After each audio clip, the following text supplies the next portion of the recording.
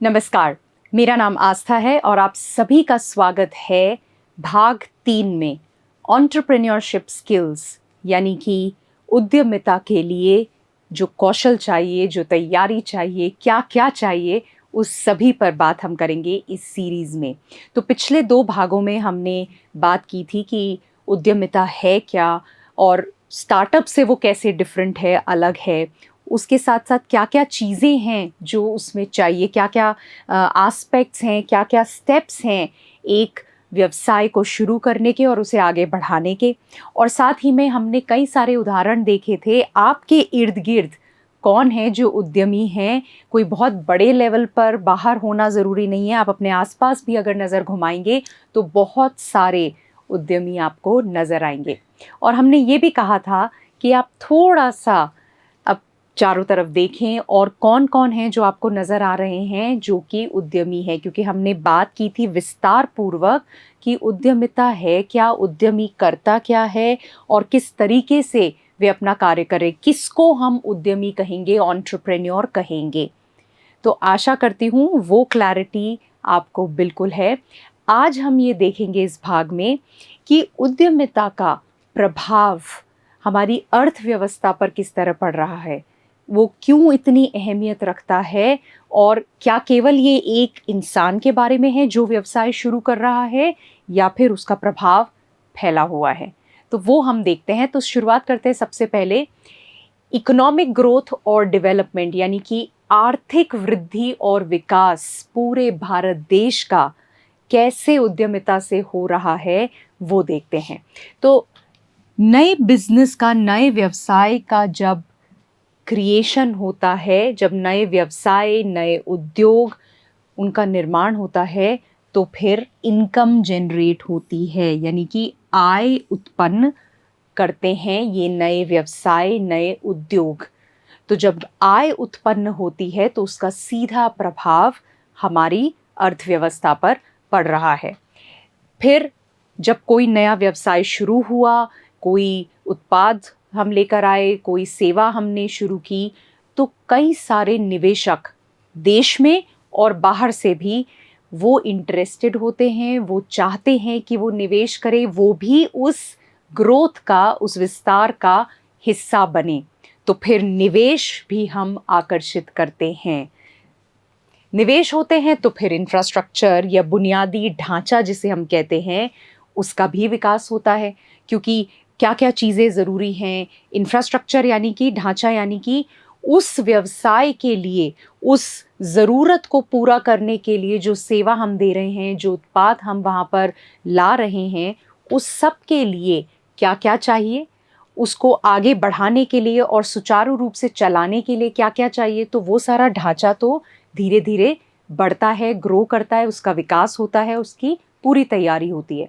तो जहाँ निवेश आया तो फिर वो ढांचा और ज़्यादा तरीके से प्लान के साथ बढ़ने लगता है। तो वो एक तरह का डेवलपमेंट या विकास होता है। उसके साथ में ये सब कुछ कंट्रीब्यूट करता है या योगदान देता है अर्थव्यवस्था की वृद्धि में। आय आ रही है, ढांचा तैयार हो रहा है, अभी आगे और चीज़ें हम देखेंगे। ये सब जब हो रहा है तो पूरी अर्थव्यवस्था को योगदान मिल रहा है बढ़ने में। क्रिएशन ऑफ जॉब्स यानी नौकरियों का सृजन, ये तो एक बहुत ही बड़ी बात है, क्योंकि अगर ये सारे व्यवसाय न होते तो हम रोज़गार की बात ही नहीं करते, है ना? तो जितनी भी ये बड़ी कंपनियां हैं या छोटी कंपनियां भी हैं या स्थानीय कंपनियां भी जो हैं, वो कितने लोगों को नौकरियां देती हैं।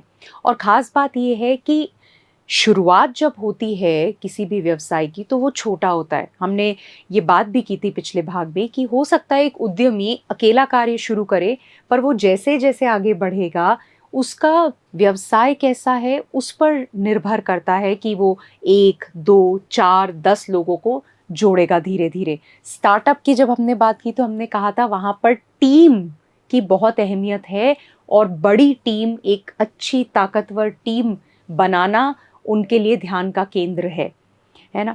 तो कई तरह की नौकरियां हर लेवल पर जिसकी जैसी ज़रूरत है, जैसी प्रोफाइल है, वहाँ जो क्वालिटीज़ चाहिए, जो कौशल चाहिए, उसके मुताबिक बहुत सारी नौकरियों का सृजन होता है इनकी वजह से, ये जितने भी नए व्यवसाय खुलते हैं। और जब आप ये देखेंगे कि शुरुआत में जैसा हमने कहा बहुत छोटा होता है, पर धीरे-धीरे बढ़ता है। जैसे-जैसे उसका विस्तार होता है, वो आगे बढ़ता है। अधिक काम करने के लिए आप अकेले काम नहीं कर सकते हैं। जितने भी बड़े-बड़े व्यवसाय हैं, जो आज जिनको आप जानते हैं, वो अकेले एक आदमी का कार्य नहीं है, पूरी टीम का कार्य है। तो जैसे-जैसे आगे बढ़ते हैं, अधिक काम करने की आवश्यकता होती है और इसलिए अधिक लोगों को काम पर रखा जाता है। तो ये तो तय है कि जैसे ही कोई नया उद्यम आएगा, मतलब नौकरियां भी होंगी। तो ये बहुत सारी एम्प्लॉयमेंट अपॉर्चुनिटीज जनरेट करता है, यानी कि प्रवेश स्तर से लेके एंट्री लेवल से लेकर के उच्च कुशल तकनीकी भूमिकाओं तक, मतलब जहाँ पर आपको हाई स्किल्ड लोग चाहिए, टेक्निकली साउंड, तकनीकी कौशल जिनके अंदर है, वैसे लोग भी हो सकते हैं। कुछ ऐसे हैं जिनमें कौशल उतना नहीं चाहिए, लेकिन एक शुरुआती स्तर पर, प्रवेश स्तर पर काम के लिए चाहिए। तो हर तरह की अलग-अलग विभिन्न प्रकार की कौशल के जो स्तर हैं, उसके मुताबिक रोजगार के अवसर पैदा होते हैं, है ना? उसके साथ ही इनोवेशन और टेक्नोलॉजिकल एडवांसमेंट। तो हमने कहा कि ठीक है, जॉब्स तो आ रहे हैं, लेकिन साथ में अगर आप देखेंगे किसी भी अर्थव्यवस्था में एक अवसर या आगे बढ़ने का या ग्रो करने का, विकास का एक मापदंड है इनोवेशन और टेक्नोलॉजिकल एडवांसमेंट, यानी नवाचार और तकनीकी उन्नति। तो किसी भी इकोनॉमी को आप देखेंगे वो आगे बढ़ रही है तो ये उसका एक अभिन्न अंग है ना? तो जब नया व्यवसाय शुरू होता है उद्यमिता में, हमेशा वो इनोवेशन को ड्राइव करेगा। क्यों?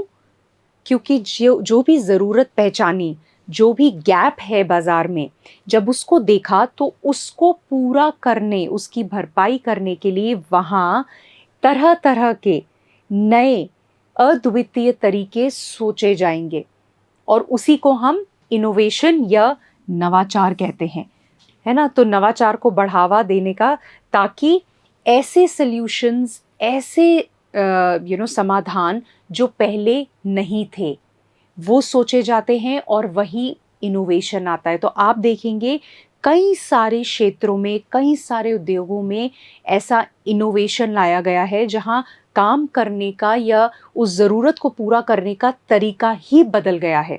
अभी हम उदाहरण देखेंगे आगे तो हम इसको बेहतर समझ पाएंगे, पर हर वक्त जब भी कोई नया उद्योग, व्यवसाय, उद्यम आता है तो इनोवेशन आता ही आता है और वो विकास का प्रतीक है। आप देखेंगे, ये आपने शब्द सुने होंगे, incubators, accelerators, venture capital firms, यानी कि उस इनोवेशन, उस नवाचार को के समर्थन के लिए, उसको आगे बढ़ाने के लिए ये सारी चीज़ें वहाँ पर होती, उनकी सहायता के लिए संसाधन प्रदान करते हैं। तो आपने वेंचर कैपिटलिस्ट के बारे में सुना होगा, फंडिंग देते हैं। इनक्यूबेटर्स हैं जो उस स्टार्टअप को आगे बढ़ने में मदद करते हैं। कुछ समय तक इनक्यूबेटर्स ध्यान रखते हैं ताकि ये सरवाइव कर सके, आगे बढ़े। तो इस तरह के सपोर्ट, इस तरह का जो सहायता है वो ज़रूरी है और वो बढ़ावा देने के लिए मौजूद भी है। फिर आप देखोगे कि जब उद्यमिता या कोई नया उद्यम है वो आएगा तो जीवन की गुणवत्ता में सुधार होगा ही होगा, है ना? लाइफ की क्वालिटी बेहतर हो जाएगी। क्यों होगी? क्योंकि लोगों की समस्याओं के लिए नए समाधान आ रहे हैं। कोई भी बिजनेस, कोई भी व्यवसाय किसी न किसी समस्या के समाधान नहीं आ रहा है, किसी न किसी ज़रूरत को पूरा करने के लिए आ रहा है। हो सकता है वो ज़रूरत किसी तरीके से ऑलरेडी पूरी हो रही है, ये एक नया तरीका लाया जा रहा है। तो समस्या को ही पूरा करने का बेहतर तरीका आ रहा है जो पहले नहीं था, या उसमें कुछ न कुछ बदलाव है। तो यानी जब वो आगे बढ़ रहा है समस्या को सुलझाने का तरीका, तो यानी लोगों की ज़िंदगी भी बेहतर हो रही है। बड़ी सिंपल सी बात है कि जहाँ हम पंखे से हवा करते थे, हाथ पंखे से, फिर टेबल फ़ैन आए, जो हम टेबल पर फ़ैन रखते थे, फिर धीरे-धीरे पंखे आए, उन पंखों में भी बहुत सारा इनोवेशन हुआ, फिर कूलर आए, फिर कूलर के बाद एसी भी है। आजकल हम सेंट्रल कूलिंग की भी बात करते हैं, पूरी डक्टिंग होती है, सब होता है ना? और पंखों को अगर आप किसी दुकान पर जाके देखेंगे, उसमें भी इतने वेरिएशन, इतनी विभिन्न प्रकार की चीज़ें आ गई हैं। तो ये सब क्या है? ये इनोवेशन है। उस एक ज़रूरत को कैसे पूरा किया जाए, उसके अलग-अलग तरीके, उस पर शोध किया जाता है, उसमें नया उत्पाद लाया जाता है और फिर उसे आगे बढ़ाया जाता है ना? तो लोगों की ज़िंदगी और बेहतर होती है। अब उदाहरण के तौर पर हेल्थ केयर अगर आप लेंगे, स्वास्थ्य की जो देखभाल, शिक्षा, एजुकेशन इंडस्ट्री हुई, प्रौद्योगिकी यानी कि टेक्नोलॉजी, इन सब में इनोवेशन कितना आया है, आप जानते ही हैं, है ना? कहाँ पर जहाँ बीमारियाँ होती थी, हम किस तरह से जूझते थे और आज कितनी लाइफ एक्सपेक्टेंसी की बात करें, यानी लोग जिस उम्र तक जी पाते हैं वो कितनी बढ़ गई है ना? तो ये हमारे हेल्थ केयर के अंदर, स्वास्थ्य देखभाल में जो इनोवेशंस हुए हैं, जितना हम आगे बढ़े हैं रिसर्च की वजह से और जो नए डेवलपमेंट्स हुए हैं उसकी वजह से, तो ये हुआ है।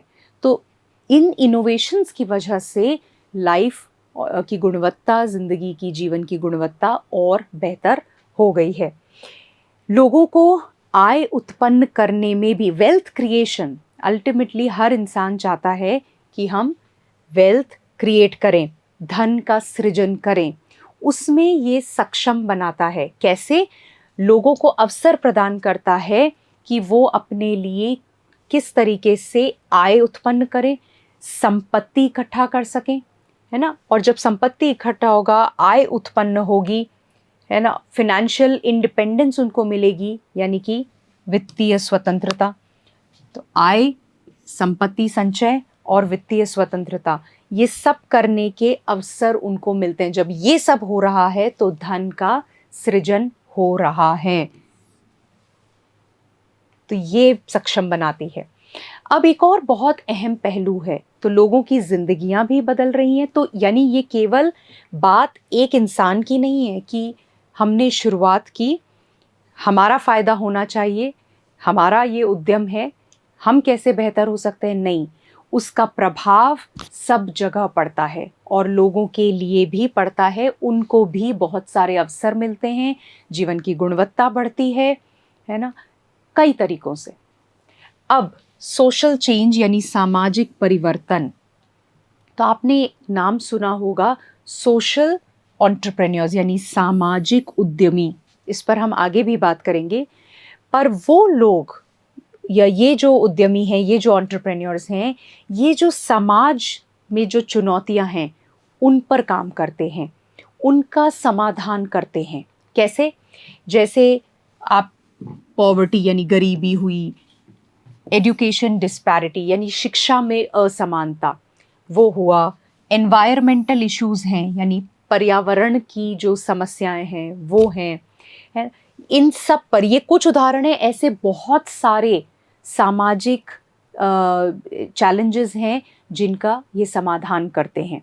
अब समझिए, अगर कोई उद्यमी इन्हीं के लिए काम कर रहा है इन एरियाज में, तो लोगों के लिए कितना बड़ा बदलाव आएगा, पूरे समाज में वो बदलाव नजर आएगा। तो सामाजिक बदलाव या सामाजिक परिवर्तन आता है उद्यमिता की वजह से, खास तौर पर जब इन सामाजिक जो चैलेंजेस हैं, चुनौतियां हैं, उन पर काम किया जाता है। कम्युनिटी डेवलपमेंट यानी पूरे समुदाय का विकास, ये ज़रूरी भी बहुत है। और ये उद्यमिता से या फिर किसी नए व्यवसाय के शुरू होने से, उद्योग के शुरू होने से, उद्यम के शुरू होने से होता ही होता है। पूरे समुदाय के विकास में ये मददगार साबित होता है। अब आप सोचिए कि कोई स्थानीय उद्यमी है ना, वो कोशिश करेगा कि वहाँ का जो इंफ्रास्ट्रक्चर है, ढांचा है, वो बेहतर हो, नौकरियाँ वहीं पर प्रदान की जाएं लोगों को। कैसे लोगों की जो समस्या है, क्योंकि वो स्थानीय उद्यम है तो उनको पता है कि क्या चुनौतियाँ हैं, उनके लिए हल निकालना, उनका समाधान करना, वो चीज़ें होती है। तो बेसिकली अगर आप देखेंगे, आस पड़ोस को पुनर्जीवित करके, यानी वो जो आस पड़ोस है, नेबरहुड है, जो समुदाय है, वो पुनर्जीवित होता है। वहाँ की अर्थव्यवस्था यानी लोकल इकोनॉमी जो है, उसी जगह की अर्थव्यवस्था है, पूरे देश की हम बात नहीं कर रहे, उसका समर्थन होता है। और अगर आप देखेंगे, एक सस्टेनेबल जो चलती रहे उस तरह का समाधान ढूंढकर वो लेकर आते हैं, जिससे पूरे समुदाय का विकास होता है, पूरा समुदाय अगले लेवल पर पहुंच जाता है। कॉर्पोरेट सोशल रिस्पॉन्सिबिलिटी, आप में से कितने लोगों ने ये सुना होगा, है ना? तो बहुत सारी जो कंपनियां हैं वो कॉर्पोरेट सोशल रिस्पॉन्सिबिलिटी के तहत कई ऐसी चुनौतियों पर काम करते हैं। उसका मतलब क्या है? उसका मतलब है कि हम ये तो कर ही रहे हैं, हम अपने बिजनेस में, अपने व्यवसाय में आय उत्पन्न कर रहे हैं, अपने लिए निवेश ला रहे हैं, हम आगे बढ़ रहे हैं, विकास हो रहा है, प्रगति कर रहे हैं, तो हमारा तो फायदा हो ही रहा है, धन का अर्जन भी हो रहा है। लेकिन वापस कैसे दे समाज को? तो जो सब कुछ यहाँ से मिला है वो वापस कैसे दे? तो वापस देने में वो उस समुदाय को वापस देते हैं। अक्सर आप देखेंगे जो कंपनियां हैं वो जाकर के अपने शहर में या जो उनका समुदाय है वहाँ जाकर के कार्य करते हैं, वहाँ जाकर के समर्थन देते हैं ताकि वहाँ का विकास हो सके। तो ये भी एक तरीका है। और फिर उद्यमिता कॉम्पिटिटिवनेस यानी प्रतिस्पर्धा पैदा करती है। अच्छी प्रतिस्पर्धा ये भी हो सकती है जहाँ होड़ लग जाए एक दूसरे को नीचा दिखाने की। लेकिन हम बात कर रहे हैं कि जब अलग अलग तरीकों से एक ही समस्या का समाधान हो सकता है, तो हर वक्त एक उद्यमी या अलग अलग उद्यमी जो एक ही समस्या पर काम कर रहे हैं, वो इसी कोशिश में रहेंगे कि बेहतर से बेहतर समाधान कम से कम कीमत पर कैसे लाया जाए। वो प्रतिस्पर्धा हो जाती है शुरू। तो उसकी वजह से फ़ायदा ये होता है कि जो नए उत्पाद हैं, नई सेवाएं हैं, व्यवसाय के मॉडल हैं, उनको पेश करके एक गतिशील, एक प्रतिस्पर्धी बाज़ार को बढ़ावा देता है। तो जो लोगों को चुनौती देता है और इनोवेशन हो, नई चीज़ें लाओ, कम कीमत पर लाओ, लोगों का फ़ायदा हो सके। ये ज़रूरी भी है, क्योंकि अगर ये न हो, कोई प्रतिस्पर्धा नहीं है, मैं अकेली ही हूँ, तो फिर मैं जैसे चाहूँ करूँगी, जिस कीमत पर चाहूँगी बेचूँगी। लेकिन जब मुझे पता है कि प्रतिस्पर्धा है, कंपटीशन है, तो फिर मेरा फोकस, मेरा केंद्र ध्यान का इसी पर रहेगा कि बेहतर सॉल्यूशन, बेहतर समाधान कम कीमत पर और जहाँ लोगों का फ़ायदा ज़्यादा हो सके। इससे बेहतर उत्पाद, बेहतर सेवाएं कम कीमतों पर आ सकती हैं। तो आपने कई बार ये सुना होगा कि आपने कोई उत्पाद बेच तो दिया, लेकिन अब होड़ ये लग जाती है कि कैसे कस्टमर सर्विस यानी ग्राहक को जो बिकने के बाद की, बिक्री की बाद की सेवा है, वो और बेहतर करें। और आजकल ये कहा जाता है कई कंपनियों में कि अगर आपकी सेवा बढ़िया है, ग्राहक को मज़ा आया आपके साथ डील करके, और प्रोडक्ट खरीदने के बाद, उस उत्पाद को खरीदने के बाद की जो सेवा आपसे मिल रही है, जो समर्थन मिल रहा है, वो बढ़िया है, तो वो आपके साथ टिका रहेगा, तो वो 4 लोगों को और आपके पास लाएगा। तो आप उस सेवा को बढ़िया कब करेंगे? जब आपको पता है कि 5 लोग और हैं जो यही चीज़ देते हैं, यही समर्थन समाधान यहाँ देते हैं, तो आप करेंगे। तो ये ग्राहक के लिए फ़ायदेमंद है, ये उस उद्योग के लिए फ़ायदेमंद है और ये पूरी अर्थव्यवस्था के लिए फ़ायदेमंद है। तो पूरे समुदाय का जो प्रोग्रेस है, विकास है, यहाँ पर होता है।